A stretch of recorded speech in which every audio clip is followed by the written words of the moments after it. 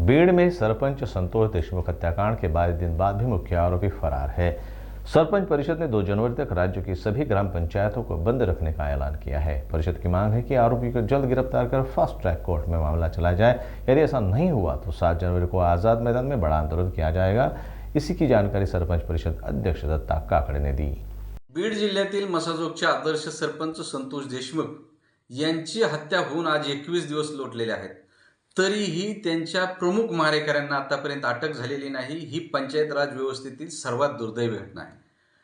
प्रचंड जन आक्रोश या महाराष्ट्रामध्ये या घटनेवरून सुरू आहे। गाव पातळीवर कसं काम करावं असा प्रश्न सरपंचाच्या समोर आहे। मी तमाम सरपंचांना राज्यातल्या विनंती करणार आहे, ती संतोष देशमुख आज जात्यात असन तर आपण सर्वजण आज सुपात आहोत। आपल्या सर्वांवर अशी पाळी येऊ शकते, त्यामुळे राज्यातले आजी माजी सरपंच, आजी माजी उपसरपंच यांना विनंती आहे, आज आपण राज्यभरातील ग्रामपंचायती 2 तारखेपर्यंत बंद ठेवलेल्या आहेत।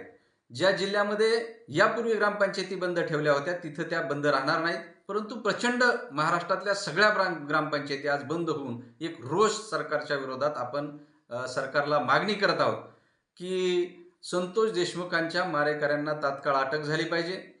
जर तात्काळ अटक नाही झाली आणि आमच्या ज्या मागण्या आम्ही मुख्यमंत्र्यांना आता निवेदन दिलेलं आहे की जर या मागण्या 7 तारखेपर्यंत आमच्या पूर्ण झाल्या नाहीत तर आझाद मैदानावर 7 तारखेला राज्यभरातील आजी माजी सरपंच, उपसरपंच आणि सदस्य येऊन सरकारच्या विरोधात एक धरणे आंदोलन करतील।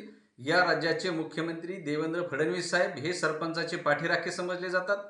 आमच्या अनेक मागण्या त्यांनी मान्य केलेल्या आहेत, परंतु ही दुर्दैवी घटना आहे। या घटनेतल्या आरोपींना तात्काळ अटक झाली पाहिजे, त्यांच्यावर तात्काळ कारवाई झाली पाहिजे। यासाठी सरकारने तात्काळ पावलं उचलावेत असं सरपंच परिषद मुंबई महाराष्ट्राच्या वतीनं मी आपल्या सर्वांच्या माध्यमातून सरकारला आवाहन करतो आणि अपेक्षा आहे की देवेंद्रजी फडणवीस हे गृहमंत्री आहेत, मुख्यमंत्री आहेत, ते निश्चित यात न्याय देतील।